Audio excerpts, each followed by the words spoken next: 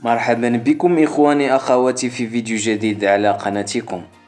ستجرى اليوم الثلاثاء 29 من يوليو 2025 المباراة الودية المرتقبة بين فالنسيا الإسباني ومارسيليا الفرنسي على أرضية ملعب نو ستادي كوستا دورادا بمدينة طاراغونا في إسبانيا، وذلك في إطار استعدادات الفريقين للموسم الكروي الجديد ضمن بطولة إيروكاب. ستنطلق صافرة البداية في تمام الساعة 7:45 بتوقيت المغرب والجزائر، 9:45 بتوقيت مكة المكرمة.